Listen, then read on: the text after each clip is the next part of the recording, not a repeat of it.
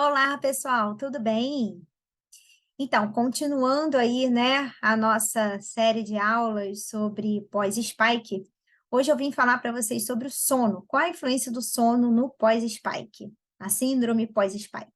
Então, para quem não me conhece, eu sou Daniela Ramalho, sou nutricionista e estou fazendo parte de um projeto aí a fim de levar mais informações para vocês sobre a síndrome e o que a gente pode fazer, né, o que está ao nosso alcance fazer para diminuir esses sintomas, tá? Então, antes da gente falar especificamente do sono em si, é importante a gente falar sobre o ciclo circadiano, tá? Nós, seres humanos, somos pessoas cíclicas, ou seja, a cada 24 horas nós temos uma maneira de funcionar. Todos os dias, né, deveria seguir o mesmo roteiro. Nós fomos programados, então, para trabalhar de determinada maneira, para funcionar de determinada maneira. Nós temos um relógio central, né, que fica no nosso sistema nervoso central, que comanda os relógios periféricos, que ficam ali nos órgãos. E esse relógio central manda informações. Então, do que deve ser feito? A hora de aumentar um determinado hormônio, a hora de produzir determinada enzima, né? Isso baseado ali num roteiro que ele já tem, tá? Acontece que, com o nosso estilo de vida, né, com os nossos hábitos, com o que a gente pode desregular esses horários. E aí a gente começa a ter pequenos desajustes, né? A gente pode pensar o seguinte: é como se nós fôssemos um carro que tivesse que ir para revisão todos os dias. Tá? Então a gente funciona durante o dia, a gente trabalha durante o dia, e de noite a gente teria que ir para revisão. A gente tem um momento de chegar nessa revisão, seria por volta de 10, 10 e meia da noite, e a gente precisa dormir, então ficar nessa revisão até 6 horas da manhã, para que então esses desajustes que aconteceram ao longo do dia, né, todo esse cansaço que a gente teve ao longo do dia, toda essa demanda metabólica que a gente teve durante o dia, fosse reparada, fosse organizada. E nesse momento, né, ao longo da noite, no momento dessa reparação, a gente tem um hormônio chamado melatonina, que é o grande mestre dessa história toda. Tá? A melatonina, ela é muito anti-inflamatória, muito antioxidante, ela é antihipertensiva, ela é antitrombótica, ela ajuda no controle glicêmico. Então, é assim, uma pedra preciosa que a gente não pode deixar de ter. A gente tem que fazer de tudo para que tenha ali uma quantidade de melatonina boa ao longo de toda a noite. A melatonina, ela aumenta, né, por volta ali de 10, 10 e meia, ela começa a ser sintetizada, quando a gente faz tudo certinho, tá? E aí ela tem um pico por volta de 3, 2, 3 horas da manhã, depois ela já começa a cair para o cortisol aumentar, que o cortisol é o hormônio que faz o nosso organismo acordar, tá bom? Então, como é que a gente faz para a gente ter uma boa síntese de melatonina à noite? A gente precisa programar o nosso dia, a gente precisa ter horários no nosso dia.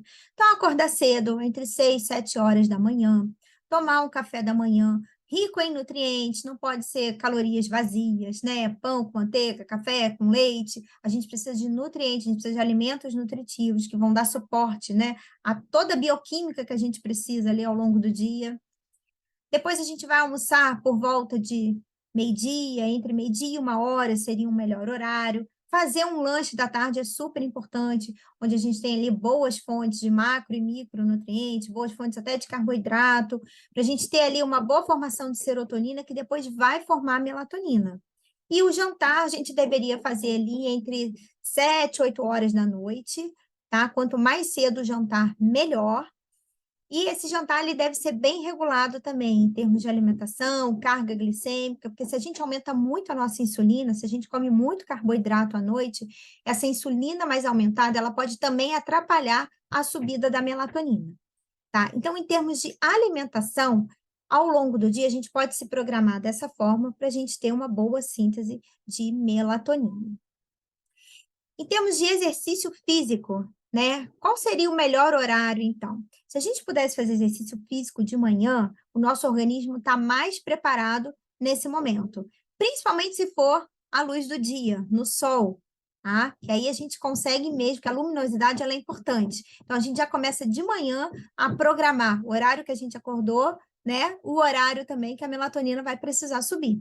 Então, A gente acorda, abre a casa, deixa a luminosidade entrar, ou então acende as luzes para o nosso corpo entender, né, que agora vai funcionar de outra maneira. Esse é um ajuste interno a partir de algo externo, tá? Quando eu faço isso, né, de maneira regradinha, eu consigo dar mais suporte ao meu organismo para lidar com qualquer coisa que venha, com uma infecção, com uma inflamação, eu respondo melhor, né, às adversidades, seja biológica, seja química, né, eu consigo ter o meu sistema como um todo, o meu organismo como um todo funcionando melhor. Quando a gente fala em pós-spike, a gente sabe que tem um aumento da inflamação, a gente tem uma hiperreatividade do sistema imunológico, né? E para o meu organismo ter uma base boa para lidar com isso, eu preciso estar com essa minha melatonina ajustada. E aí vocês podem falar, mas e se eu tomar melatonina? Pode ser um recurso, só que tem que ser um recurso para ser colocado ali na hora certa e se tiver necessidade. Porque se não tiver necessidade, se for incluído de uma forma, por exemplo, uma quantidade grande de melatonina, a gente pode desajustar ainda mais. Então, gente, suplemento e medicação entra na hora que tem que entrar, tá? Tem que ter um bom ajuste disso. Senão, o efeito, vocês já devem ter ouvido falar em gente que tomou melatonina e se sentiu pior. Então, aqui eu estou focada em falar no que a gente pode fazer para ajudar que a nossa melatonina, que o nosso organismo sintetize a melatonina que precisa sintetizar, tá? Então, a melatonina é uma ferramenta que a gente tem, né? Um hormônio que a gente tem, que a gente precisa usar da melhor maneira possível, tá? É durante o sono que acontecem os ajustes imunológicos, síntese hormonal, né? Para quem quer engravidar, né? Para as questões de fertilidade, é fundamental ter uma boa melatonina. A melatonina ela vai proteger as mitocôndrias, que é justamente onde a gente tem síntese hormonal, ela protege, ela não deixa, ela antioxida, né, a célula. Então, a gente precisa ter essa consciência, tá? Aí, você pode me dizer assim, mas eu sou mais vespertino, eu funciono melhor à noite. Então, gente, isso acontece, tá? Tem gente que tem que realmente funciona melhor à noite, que realmente, né, parece que tem mais energia à noite, o que não quer dizer que isso é ruim. Então, o ideal é que a gente module isso, é que a gente faça ali um controle, uma higiene do sono, um controle de hábitos ao longo do dia para a gente inverter isso, tá? O modo vespertino de ser está mais associado com doenças crônicas não degenerativas, tá? Então, mais resistência insulínica, mais hipertensão, mais sobrepeso, mais obesidade. Então, lembrar que inverter esse ciclo é sempre a melhor opção, tá? Uma outra coisa que a gente pode lançar a mão para ajudar são os suplementos fitoterápicos, alguns compostos bioativos, tá? Que a gente utiliza aí, né? Além da higiene do sono, além da mudança de hábitos, a gente pode lançar mão desses fitoterápicos para aumentar alguns neurotransmissores e ajudar o organismo a se acalmar e, então, aprofundar o sono. Lembrar, né, que cada refeição é importante, o que você come em cada refeição vai fazer diferença. Então, por exemplo, aumentar o consumo de legumes, de verduras, de frutas, que vão ter compostos ali, vão ter substâncias ali que vão ajudar a anti-inflamar, antioxidar, que aí junto com esse controle de horários, essa melhora do sono, aumento de melatonina e até para a própria formação da melatonina em si, tá? Vai ser bem importante. Então, são várias peças, né, que a gente precisa utilizar, várias ferramentas que a gente precisa utilizar para dar conta, né, da diminuição desses sintomas, então, pós-spike. Tá? Lembrar sempre que menos que 6 horas de sono já é considerado privação de sono, tá? Então, se você está dormindo menos de 6 horas por noite, tem que procurar ajuda, tá bom? A gente precisa dormir pelo menos 6 horas, ideal 7, 8 horas, tá? E no momento certo, na hora certa. Isso é bem importante.